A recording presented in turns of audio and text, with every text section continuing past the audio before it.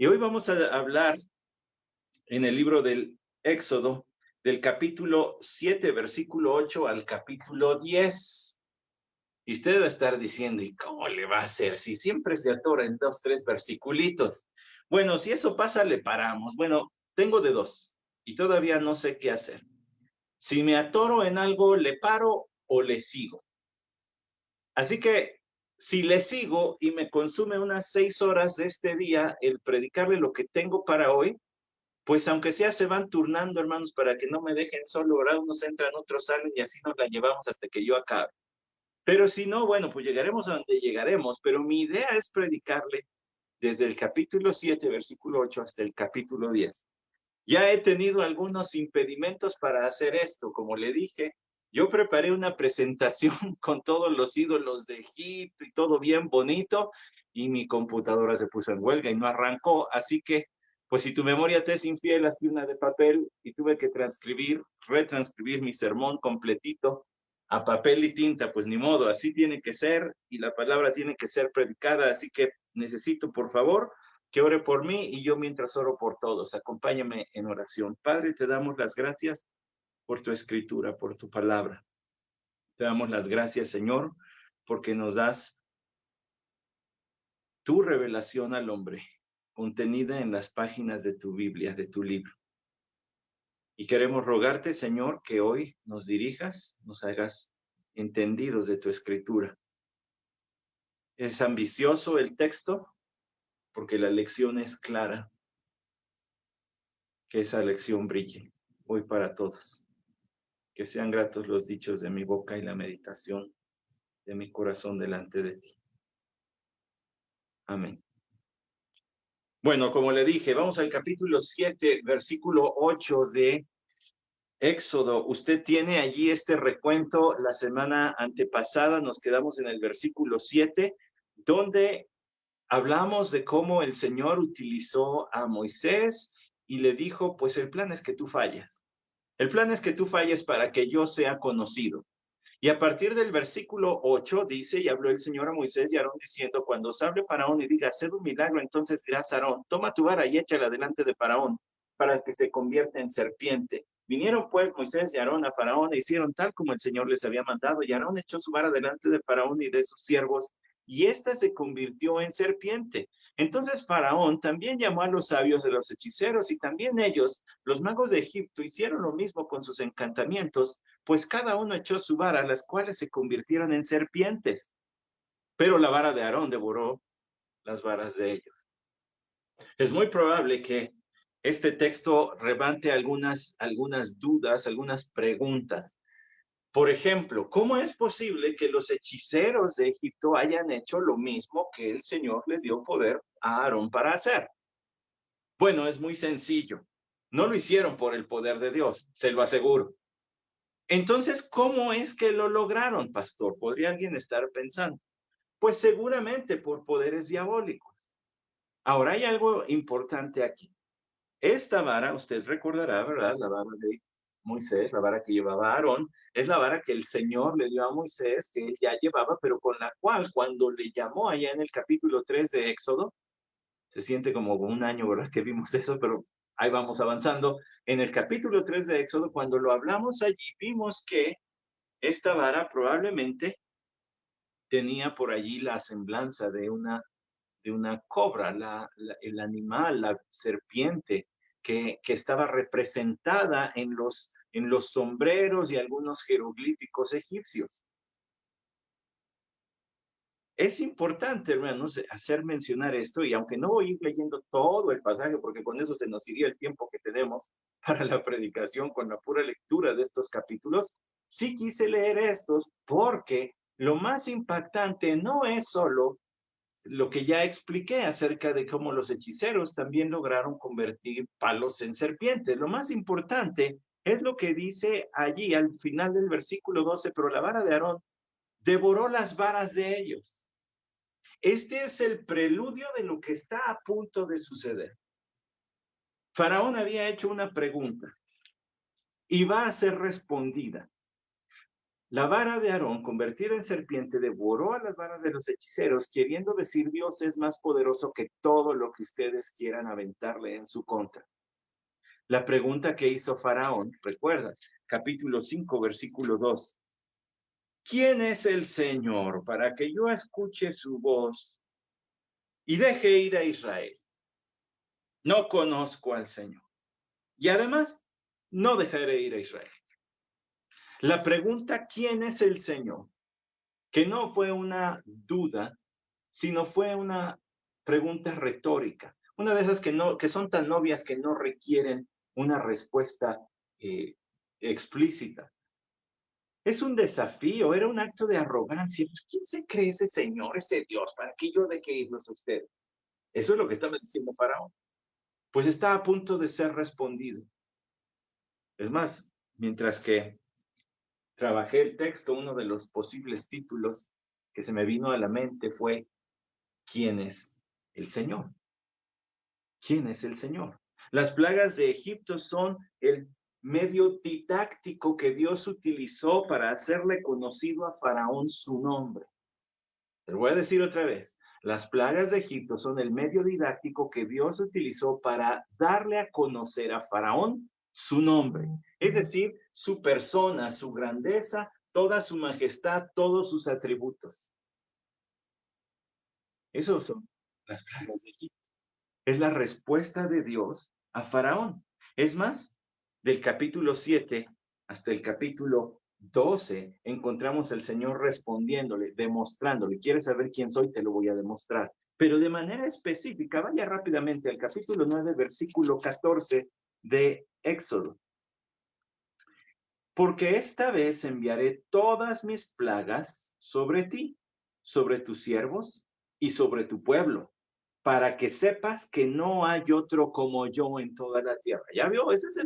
Ese es el propósito de las plagas, dar a conocer quién es el Señor. Lo mismo dice el capítulo 10, versículos 1 y 2. Entonces el Señor dijo a Moisés, preséntate a Faraón, porque yo he endurecido su corazón y el corazón de sus siervos, para mostrar estas señales mías en medio de ellos, y para que cuentes a tu hijo y a tu nieto cómo me he burlado de los egipcios y cómo he mostrado mis señales entre ellos, y para que sepáis que yo soy el Señor.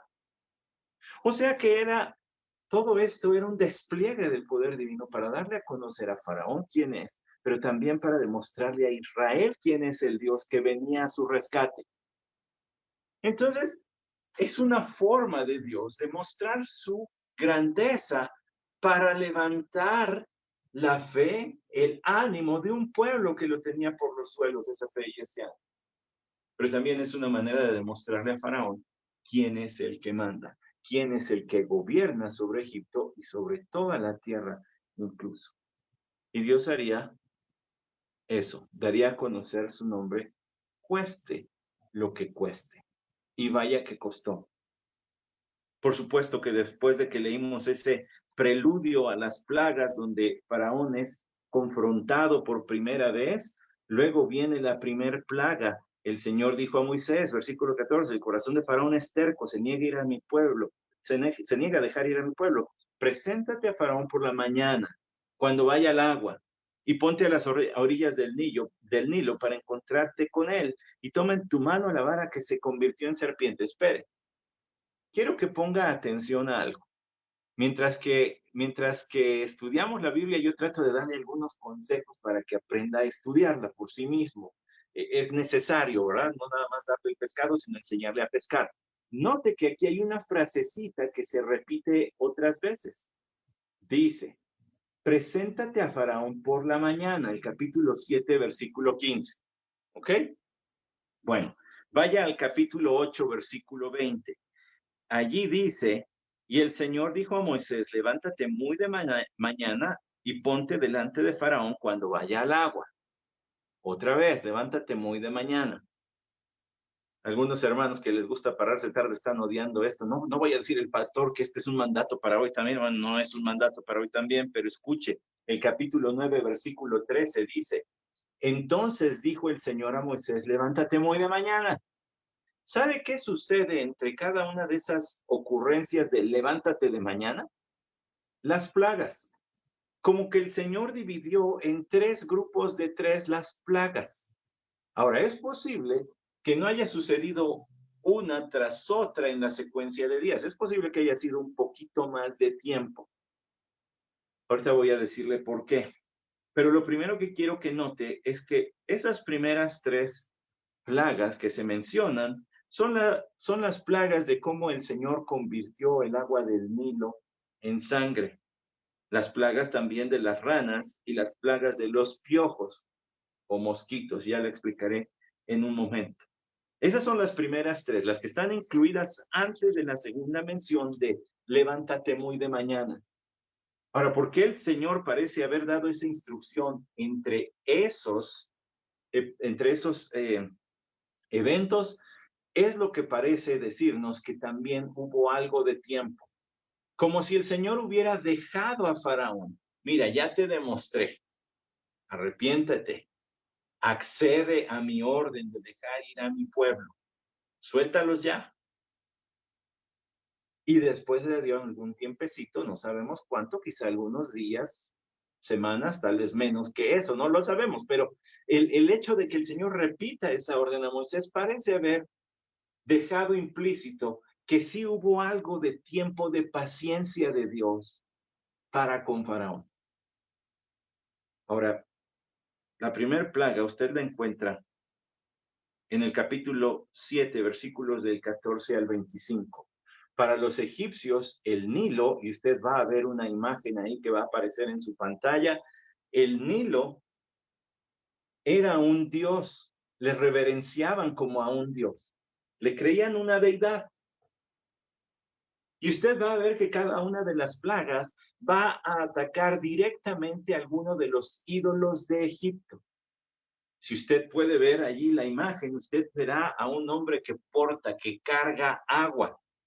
Y eso lo que quiere decir es que este hombre era la imagen del dios Api, del dios del Nilo, al cual adoraban los egipcios, como ya mencioné. Ahora, no se necesita saber demasiado de historia para saber que cuando los grupos poblacionales se asentaban, era porque estaba allí una presencia de algún cuerpo de agua. Es decir, tenían acceso a agua, era la principal característica. Egipto estaba asentado junto al Nilo, porque obviamente el agua es vital para el hombre y para los animales, pero ellos lo convirtieron en un dios y lo adoraban. Dios va a atacar a cada uno de los dioses egipcios. Es curioso, pero aquí dice en el versículo 20 del capítulo 7, así lo hicieron Moisés y Aarón, tal como el Señor les había ordenado, y alzó Aarón la vara y golpeó las aguas que había en el Nilo ante los ojos de Faraón y de sus siervos, y todas las aguas que había en el Nilo se convirtieron en sangre, y los peces que había en el Nilo murieron, y el Nilo se corrompió, de manera que los egipcios no podían beber agua del Nilo, y había sangre por toda la tierra de Egipto. El Señor les quitó toda el agua, líquido vital, como ya mencioné. Pero los magos de Egipto hicieron lo mismo con sus encantamientos, y el corazón de Faraón se endureció.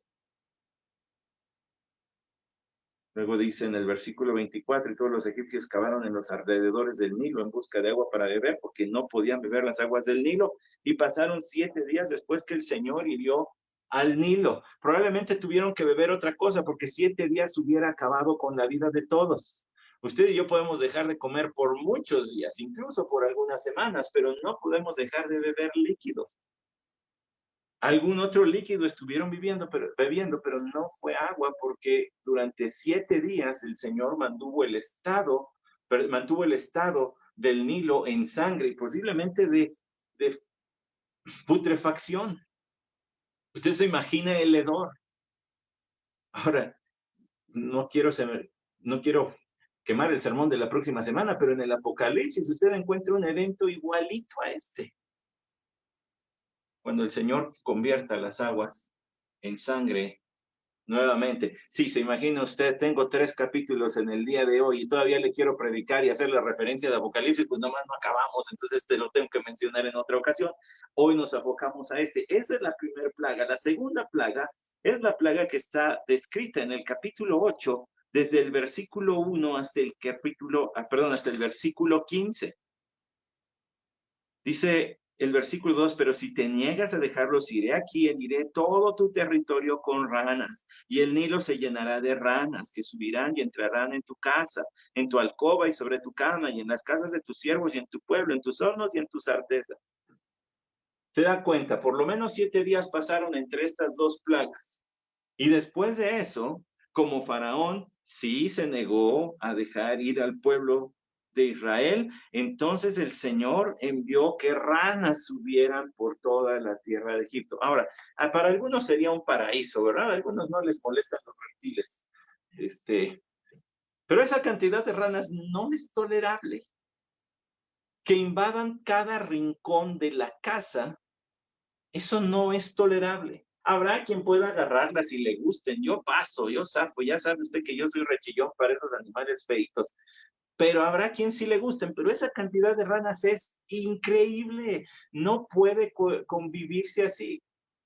Ahora, no digo mucho de eso porque es una ilustracioncita jocosa, chistosa. No voy a pensar que soy supersticioso. Pero tengo un compañero predicador que dice, mi esposa y yo decíamos, el Señor nos ama tanto que jamás nos va a mandar a un lugar caluroso ni donde haya lagartijas. Y órale, que el Señor se los lleva a un lugar súper caluroso y dice, diario cuando llegaba yo ante mi computadora tenía que hacerle así al teclado y salían volando las lagartijas porque estaban por todos lados. Pues esto está peor. Ahora, ¿por qué? Bueno, va a aparecer la imagen del dios Eket, o de la diosa, debo decir, Eket. La diosa Eket, que usted puede ver, tenía una cara como de rana, una cabeza como de rana, era la diosa de la fertilidad.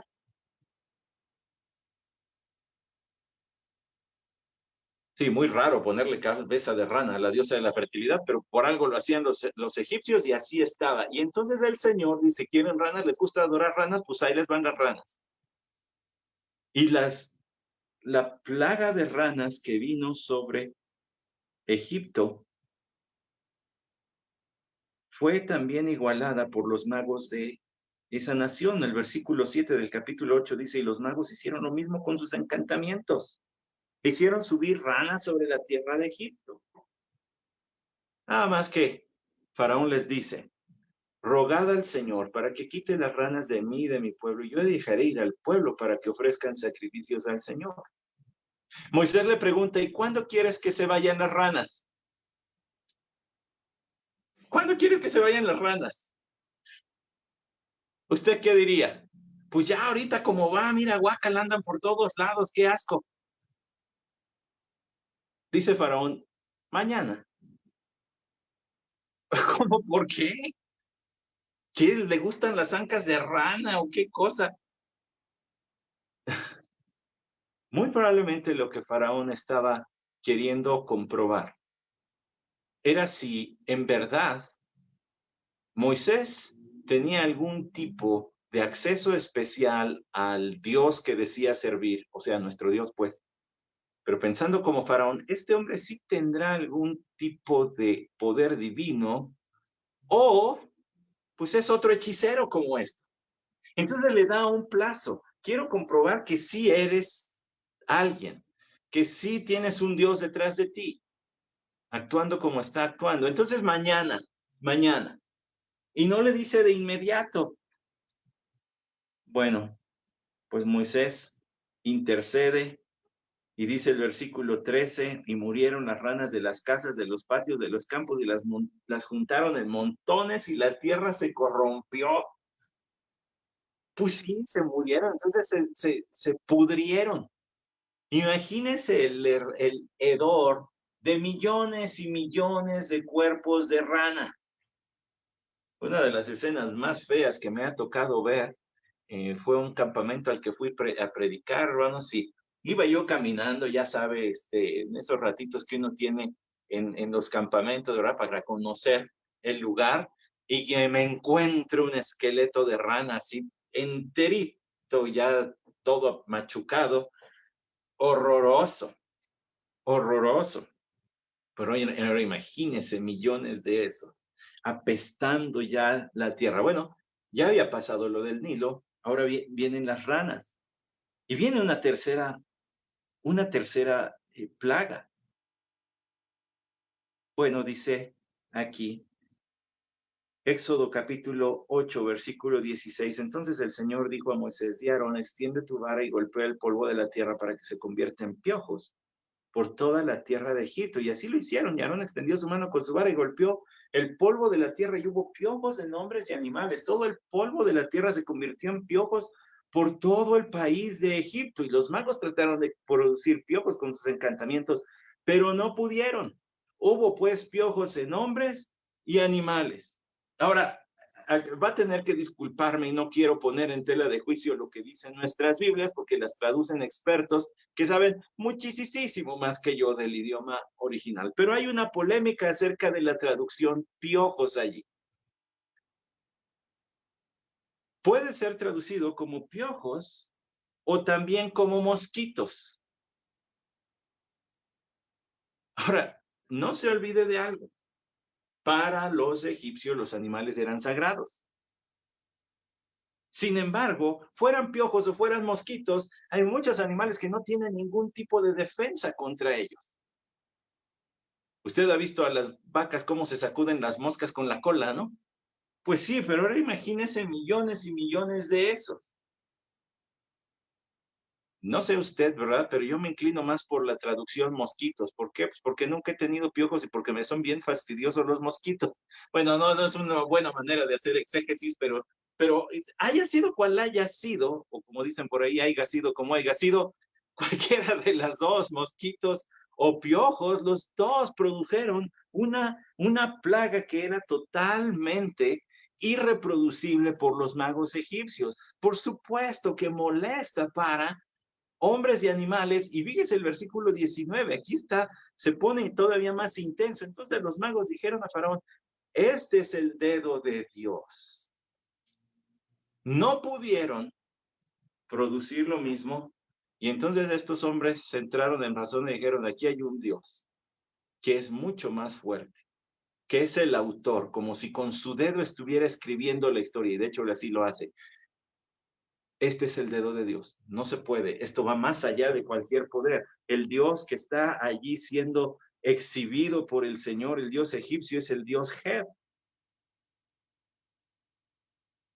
el Dios de la tierra, el Dios que los egipcios adoraban como si la tierra fuera un Dios que producía el alimento y toda clase de frutos para su consumo, y alimentando así a humanos y animales. Entonces Dios exhibe al Dios Heb. Jehová, el único y verdadero Dios, exhibe a este ídolo y dice: ¿les gusta adorar esto? Pues ahí les va. Adoren. Ya sea que se hayan producido piojos o mosquitos de todo el polvo, sea cual sea, debió haber sido una situación molesta. ¿Ha tenido un mosquito en la noche en su cuarto? Hay a quienes ni los pelan, ¿verdad? Ni les hacen caso. Pero habemos otros hermanos que dicen: este está gordito, este va a saber así con grasita, más sabroso, les ha de gustar el suadero. Entonces no nos dejan en paz. Hay quien dice: ¿verdad? Es que soy muy dulce. Bueno, pues a lo mejor, pero yo no sé si soy dulce, si soy gordito, y a mí nomás un mosco que haya no me deja dormir. Ahora imagínese, millones y millones de moscos. Por supuesto que viene otra plaga. Y usted debe estar allí en el capítulo 8, versículo 20, leyendo lo siguiente: levántate muy de mañana. Ahora viene el segundo trío de plagas. Deja ir a mi pueblo, le manda decir al Señor, porque si no enviaré enjambres de insectos sobre ti, sobre tus siervos. Y dentro de tus casas y las casas de los egipcios se llenarán de enjambres de insectos. También el suelo sobre el cual están. Ahora, quiero decirle algo. El Señor iba a dar a conocer su nombre, cueste lo que cueste. Note bien, que aquí se hace distinción. Aquí se hace distinción. En el versículo 22 dice, mas en aquel día yo pondré aparte la tierra de Gosén en la que mora mi pueblo para que no haya allí enjambres de insectos, a fin de que sepas que yo, el Señor, estoy en medio de la tierra. Esta colonia de israelitas que vivían dentro del territorio egipcio no sufriría ya estas plagas. A ver, pastor, ¿entonces sufrieron las otras tres? Pues sí,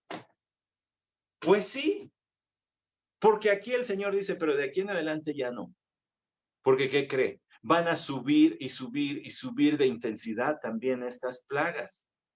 Cada vez van a ser peores, hasta el momento en que se llegue a atacar directamente a las personas. Por ahorita han sido otras cosas que les afectan y debió haber sido horroroso, asqueroso y demás, y doloroso enfrentar esas primeras plagas, pero las que sigan van a ser peores y peores, como las plagas del Apocalipsis o los juicios del Apocalipsis, pues cada vez más cercano uno del otro y cada vez más extremos en lo que producen. Bueno, pues aquí viene la plaga de las moscas. Aquí en mi Biblia dice los insectos. No es difícil pensar en moscas. ¿Por qué? Pues porque ya había millones de ranas pudriéndose por toda la tierra de Egipto, ¿no? Las sacaban y las amontonaban por allí, quizás las quemaban, vaya usted a saber, pero ahora viene un montón de moscas. ¿Por qué? Porque ahora el Señor está exhibiendo al dios Kepri, el dios Kepri. Este es el dios que los egipcios adoraban llamándole el dios creador. Mire el tamaño de la blasfemia. El dios creador y el que dirigía el movimiento del sol. Imagina qué clase de blasfemia. El Señor exhibe al dios Kepri. Es muy probable que estas moscas a las que se hace referencia hayan sido también, posiblemente, o en vez de moscas, hayan sido escarabajos. Porque como yo le mencioné en semanas anteriores, a los egipcios cuando se les enterraba, sobre todo a los dignatarios, se les encontraba un escarabajo en el pecho. Un escarabajo que contenía una inscripción para que cuando llegaran a la vida siguiente no fueran desechados por el mal que hubieran cometido y no dejara salir en la maldad de su corazón, sino que fueran presentados como buenos en su tiempo en la vida. Este escarabajo posiblemente fue lo que plagó la tierra de Egipto. Note bien que en el versículo 25 al 32 dice, entonces llamó Faraón a Moisés y a Aarón y dijo, id ofreced sacrificio a vuestro Dios dentro del país. Pero Moisés respondió, no conviene que lo hagamos así porque es abominación para los egipcios lo que sacrificaremos al Señor nuestro Dios. Si sacrificamos lo que es abominación para los egipcios delante de sus ojos, ¿no nos apedrearán? Entonces Faraón dice, pues entonces, órale pues vayan. Pero más bien les está tendiendo una trampa. Porque él sabe que si realizan culto y sacrifican animales como tenían órdenes del Señor, iba a ser abominación para los egipcios y ellos adoraban algunos de esos animales, como veremos en un momento. Entonces es una trampa. Los van a encontrar y los van a matar. Pues si tonto no era el faraón. Pecador sí, pero tonto no. Él lo que estaba queriendo es echarles al pueblo encima. Cueste lo que cueste, el Señor haría conocido su nombre. Cueste lo que cueste. Así que, ¿cuál cree que sigue? ¿Qué plaga cree que sigue? Vaya al capítulo 9. Entonces el Señor dijo a Moisés, ve a Faraón y dile, así dice el Señor, el Dios de los hebreos, deja ir a mi pueblo para que me sirva. Porque si te niegas a dejarlos ir y los sigues deteniendo, he aquí la mano del Señor vendrá con gravísima pestilencia sobre tus ganados que están en el campo, sobre los caballos, sobre los asnos, sobre los camellos, sobre las vacadas y sobre los camellos, sobre las vacadas y sobre las ovejas.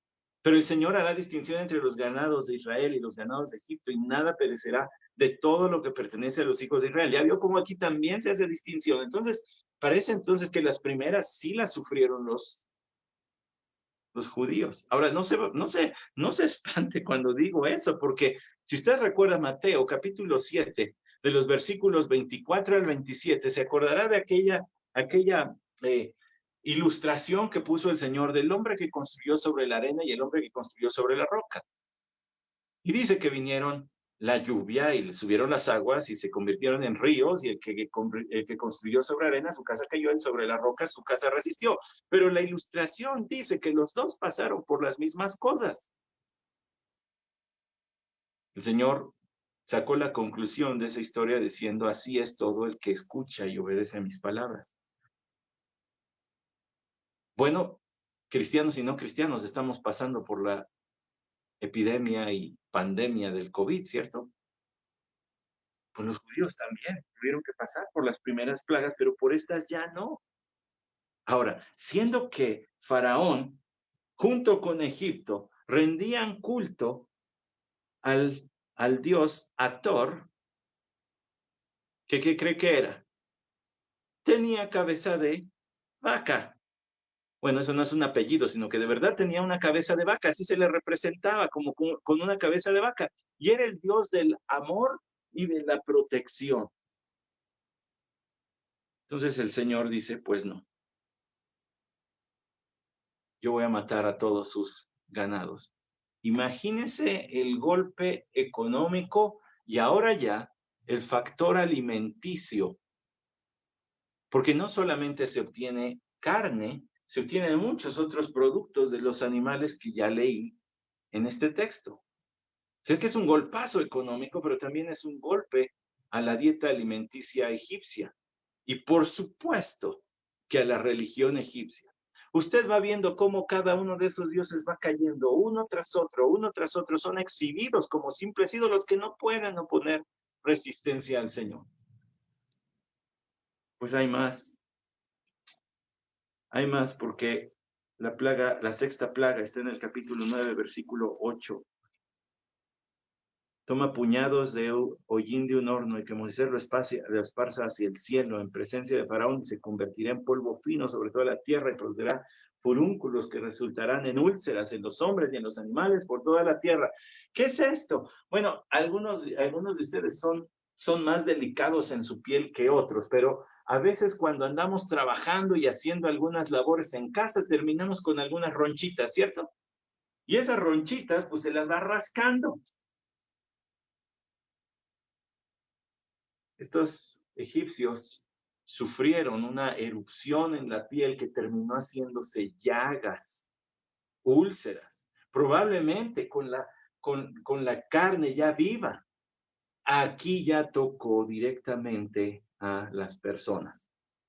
Se veía cómo van incrementando. No es que las otras hayan sido poca cosa, pero como quiera, pues barrieron todas las ranas y vámonos, ya se acabó. Como quiera aguantaron el tiempo de los moscos o piojos y bueno, ya se acabó. Pero aquí ya es algo que va a dejar cicatrices y que afecta directamente la vida de las personas. ¿Por qué? Porque Dios estaba exhibiendo a la diosa Isis, la diosa de la medicina y del bienestar. De hecho, los egipcios, el antiguo Egipto, es una de las civilizaciones más conocidas por su higiene y por su limpieza. Creo que allí tiene usted la imagen de Isis, la cual era adorada y entonces era reverenciada como la diosa que sostenía la salud, el bienestar. Pues ahora el Señor les trae una enfermedad sobre chicos y grandes, sobre pobres y ricos. Nadie escapa de esto. El Señor tenía poder, tiene poder, pero en ese momento lo demostró sobre la diosa de la salud. La séptima plaga, capítulo 9, versículo 13, la plaga del granizo. El Señor les dio la advertencia en el versículo 18, aquí mañana como esta hora enviaré granizo muy pesado, tal como nunca ha habido en Egipto desde el día en que fue fundado hasta ahora. Ahora pues, manda poner a salvo tus ganados y todo lo que tienes en el campo, porque todo hombre, todo animal que se encuentre en el campo y no se ha traído a la casa, morirá cuando caiga sobre ellos el granizo, y así sucedió. Todo el que no hizo caso a la palabra del Señor vio morir allí a sus siervos y a su ganado, de acuerdo al versículo 21. Granizo, y ustedes y yo hemos visto, ¿verdad? Algunas escenas, algunas fotografías de granizo, incluso del tamaño de pelota de tenis, donde rompe los cristales de los carros, los abolla, techumbres las derrumba, el peso hace colapsar algunas estructuras no muy fuertes. Ahora imagínense las construcciones de ese tiempo, no las fastuosas que hasta hoy permanecen, sino las de la gente común. Y por supuesto que cuando dice aquí el ganado, uno dice, pues no se había muerto ya el ganado. Por eso le digo que probablemente pasó tiempo, de modo que se volvieron a hacer de alguna forma de animales. El Señor demostró su paciencia. Otro consejo para estudiar la Biblia y para que entienda por qué me estoy aventando el paquete de hablar de todo esto en una sola sesión. Porque cuando usted estudia la narrativa en la Biblia y ve los eslaboncitos que atan una misma historia, usted debe ver todos esos movimientos dentro de la historia como una misma cosa. Vaya, unidad. Y entonces, si hay una unidad, hay una sola lección. ¿Sabe cuál es la lección detrás de todos estos capítulos y de todas estas manifestaciones del poder del Señor? La respuesta: ¿quién es el Señor? Este es el Señor. Este es el Señor, que va a dar a conocer su nombre a Faraón, a los egipcios y a los israelitas y a usted y a mí. Por eso es que estamos viendo todo esto, para que al ver cada una de estas pequeñas historias que pudieran ser bien tomadas en particular y aisladas, pero cuando las vemos toditas, contemplamos mejor la gran joya que está allí, el Señor, y no hay nadie como Él sobre la tierra. No hay nadie que se le compare siquiera. Cuando decimos eso, entonces la frivolidad de las películas queda muy cortita. Las películas hacen toda una trama alrededor de lo espectacular que debe haber sido ver caer el granizo, que por cierto,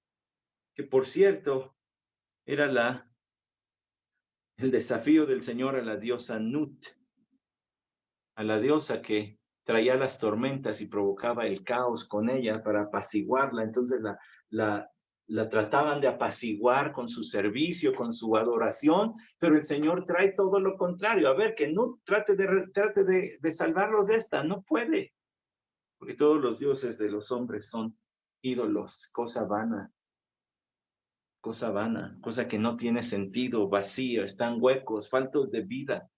¿Se acuerda lo que dice el Salmo 14? El Salmo 14 habla de eso precisamente.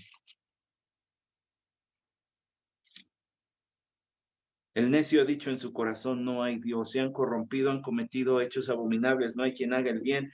El Señor ha mirado desde los cielos sobre los hijos de los hombres para ver si hay alguno que entienda, alguno que busque a Dios. Todos se han desviado, aún se han corrompido. No hay quien haga el bien, ni siquiera uno. El vacío de los hombres en su mente, en su corazón, los lleva a la idolatría. Y por supuesto que esa idolatría se demuestra en el panteón egipcio.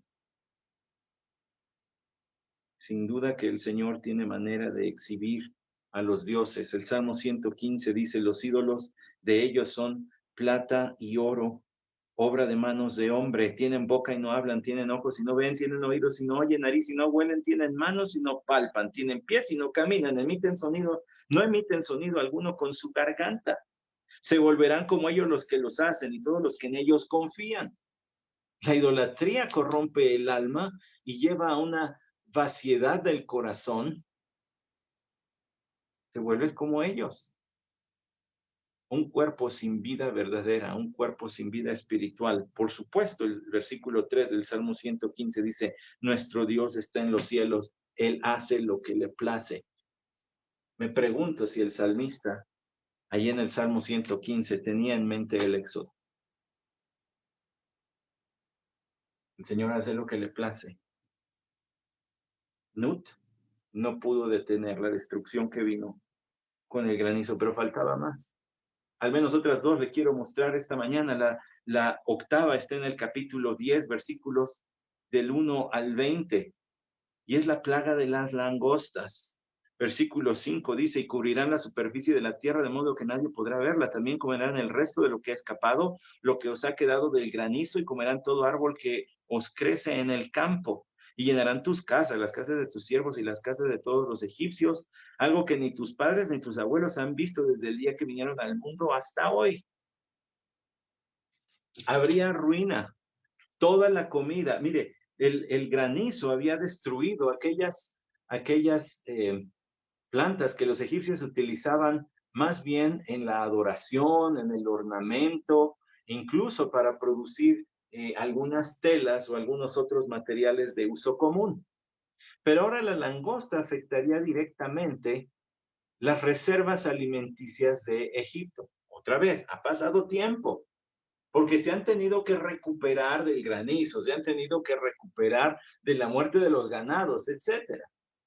Ahora sí viene algo que va a destruir por completa la fuente, la reserva de alimentos de Egipto. Y si usted no sabe esto, Egipto en algún momento llegó a ser conocido como el granero del mundo. Allí había grandes reservas de granos que se vendían o se intercambiaban con otras naciones. Sí, ya se acordó de José. Bueno, no sé si con José surgió la cosa, pero sí era conocido por eso. Ahora imagínense que el conocido como el refrigerador, la alacena, la despensa del mundo, sea destruida completamente. Bueno, el Señor trajo las langostas. ¿Por qué? Porque estaba evidenciando al dios Set. Al dios Set.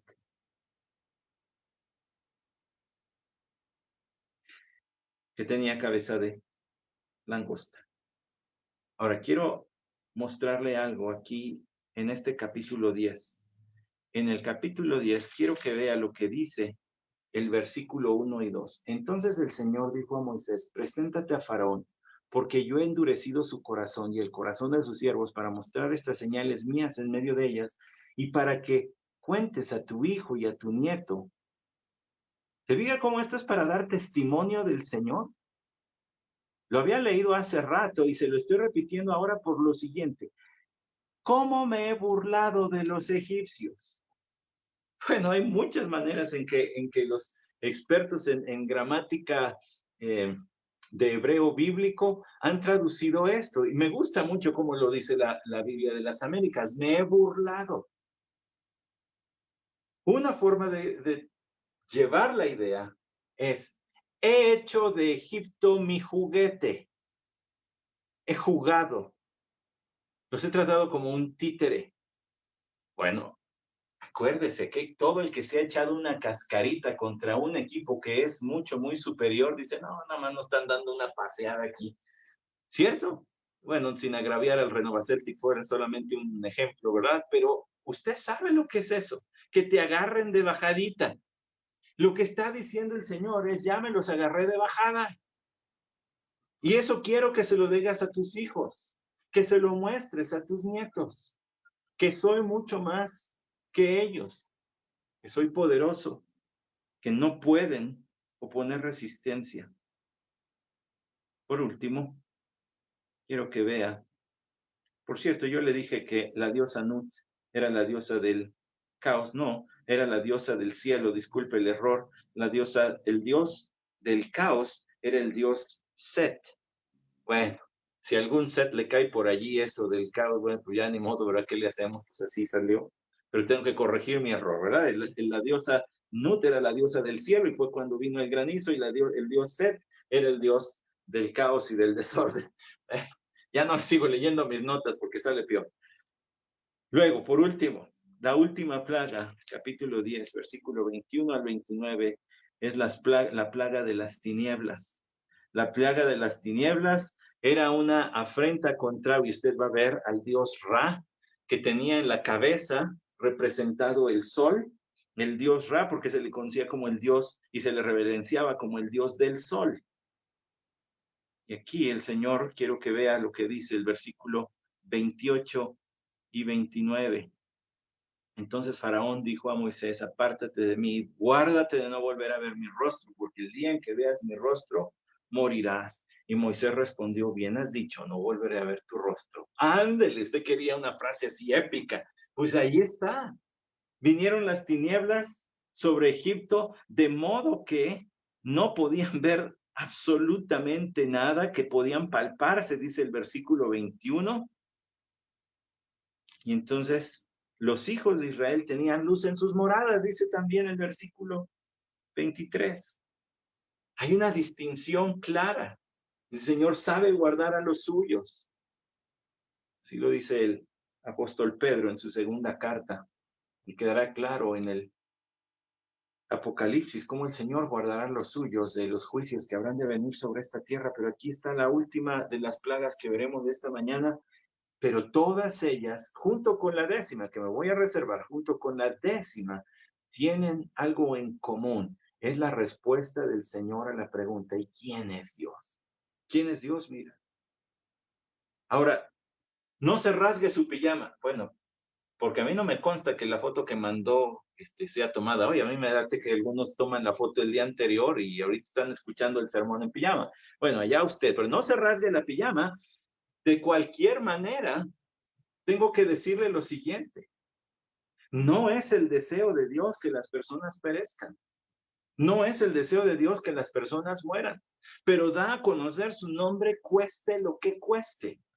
Ahora, ¿por qué digo que no se rasgue la pijama? Porque hay algunos, no entre nosotros, espero, pero hay muchos que piensan, es que el Señor sí está airado y va a castigar al impío. Pues sí lo va a hacer, pero su deseo es que sea salvo. No su voluntad decretada, pero sí su deseo. Es decir, hay un afecto y un amor que el Señor tiene incluso para los que no le adoran y no le conocen y ni le quieren conocer.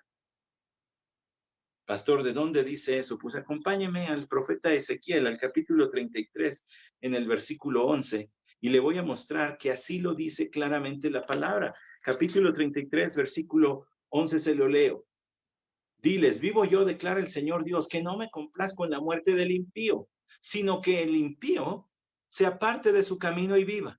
Volveos de vuestros malos. Oiga el ruego del Señor.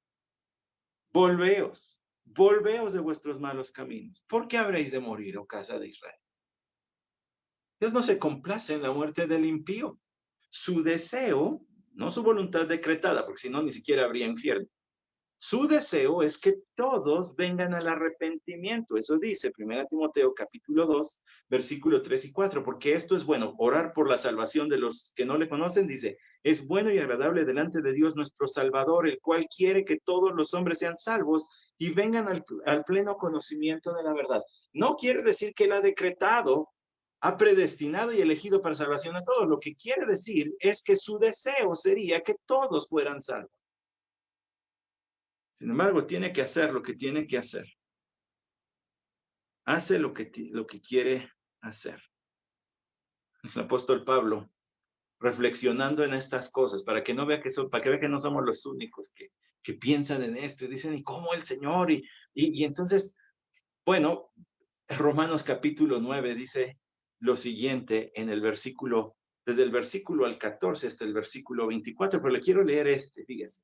El versículo 17, porque la escritura dice a Faraón, para esto mismo te he levantado, para demostrar mi poder en ti y para que mi nombre sea proclamado por toda la tierra. Tenga cuidado. Yo ya estuve en una reunión de jóvenes donde tomaron como texto lema. Te he levantado para mostrar mi poder en ti. Pues sí, pero lo que no se pudieron pensar es que el Señor demostró su poder en Faraón humillándolo y luego hasta quitándole la vida. Cuando el Señor se llevó las langostas de sobre Egipto, las echó al Mar Rojo, dice la Escritura. Luego, ¿quién murió en el Mar Rojo? Faraón y su ejército. Los trató como insectos. Ahora, ¿dónde dice eso el libro del Éxodo? Bueno, pues quiero hacerle la referencia porque Pablo estaba reflexionando sobre ese preciso texto también en el versículo 16 del capítulo 9:16 de Éxodo dice, pero en verdad por esta razón te he permitido permanecer para mostrarte mi poder y proclamar mi nombre por toda la tierra. Note cómo todo este asunto de las plagas es para dar a conocer el nombre del Señor, para que el Señor sea conocido. Yo no podría decir por qué. Y quizá nuestra mente afectada por el pecado nos juega chueco y decimos, bueno, ¿no sería como que un acto medio arrogante que yo diga, es que quiero ser famoso? En usted y en mí sí sería un acto de arrogancia, un acto de profunda egolatría, pero en Dios no, en Dios no. Primero porque Él es santo y no peca de arrogancia ni de ninguna otra forma de pecado. Pero Él, su interés de dar a conocer su nombre es para salvación de las personas. Dios quiere ser conocido para que pueda ser reverenciado y amado, para que la gente no perezca. Y va a hacer lo que tenga que hacer, cueste lo que cueste. Isaías capítulo 43, versículo 25 dice,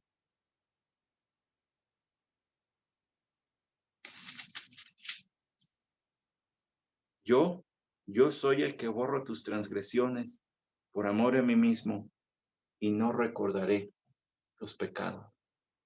Cuando Pablo meditaba acerca de cómo Dios llama a salvación, pero también permite al hombre ir por su camino de maldad, si así es su destino y si así es como quiere, él pensó en Faraón y llegó a la conclusión, ¿quién soy yo para contender con Dios? Él hace lo que quiere con quien quiere. Esa es la conclusión a la que llega en Romanos 9.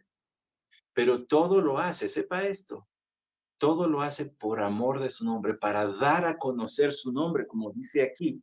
Borro tus transgresiones por amor a mí mismo, por amor a mí mismo. Porque esto es lo que place mi corazón, porque en esto hallo gozo, porque es de esa manera que quiero mostrar mi gracia. Es algo que Dios hace porque Él así lo quiere. Vea lo que dice ese mismo profeta Isaías, pero en el capítulo 48, versículo 9. Por amor a mi nombre contengo mi ira y para alabanza la reprimo contigo a fin de no destruirte. Por amor de mi nombre. ¿Por qué Dios ama a su nombre? Porque es el único nombre en el que podemos ser salvos. Porque solo a través de dar a conocer su nombre es que podemos tener salvación. Él se ha dado a conocer y lo hizo de muchas maneras. La creación, ¿cierto? Los cielos cuentan la gloria de Dios. Su máximo discurso, Cristo Jesús. Él es el verbo de Dios, Él es el discurso de Dios. Él es Dios. Pero incluso trayendo juicios sobre una nación como Egipto, Él dio a conocer su nombre para que usted y yo sepamos que Él y nadie más que Él es Dios y que fuera de Él no hay salvación. Le voy a leer la última cita que tengo para esta mañana. Y la encontramos en el profeta Ezequiel, en el capítulo 20. Y quiero que vea lo que dicen los versículos del 41 al 44. Como aroma agradable os aceptaré cuando os haya sacado de entre los pueblos y os haya recogido de las tierras donde estáis dispersos, y mostraré mi santidad entre vosotros a la vista de las naciones.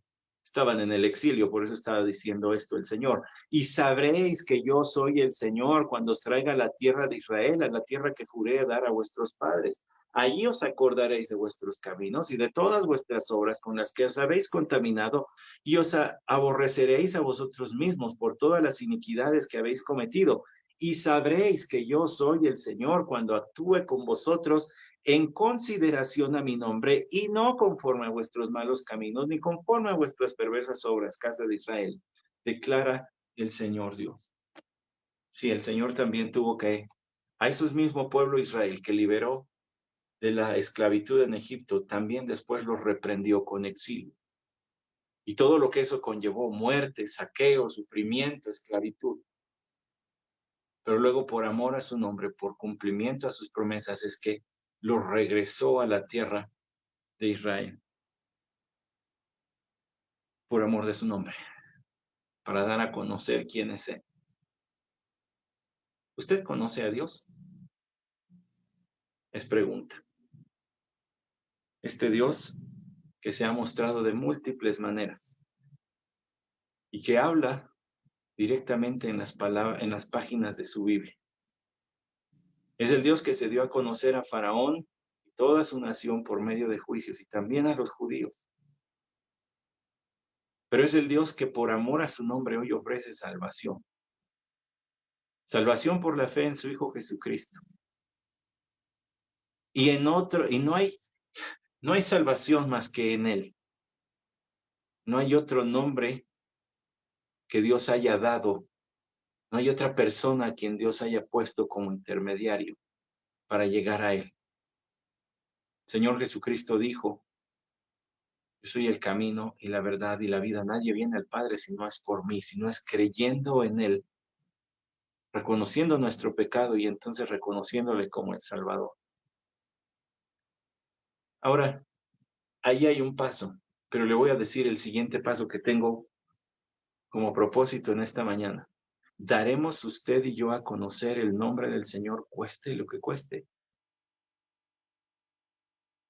Como C.T. Stott, del que le leí, iremos aún cuando la medicina diga no, no debes. Como C.T. Stott, o a lo mejor no tan dramático, iremos a dar a conocer el nombre del Señor, aun cuando nos da pena, cuando nos sentimos inseguros, cuando decimos: ay, es que no me vayan a hacer preguntas porque no voy a saber cómo responder. Bueno, aún en eso vamos a dar a conocer el nombre del Señor, cueste lo que cueste, pues démoslo a conocer, cueste lo que cueste. Padre, te damos gracias por tu escritura y porque tú has dado a conocer tu nombre y fuera de él no hay salvación. Que te sigamos, cueste lo que cueste, y que demos a conocer tu nombre, cueste lo que cueste. Llama a la acción a los que están hoy escuchando y a mí mismo que estoy hablando. Llama a la acción y que no esperemos una visión o algo así. El hecho de haber escuchado este sermón es el llamado a la misión.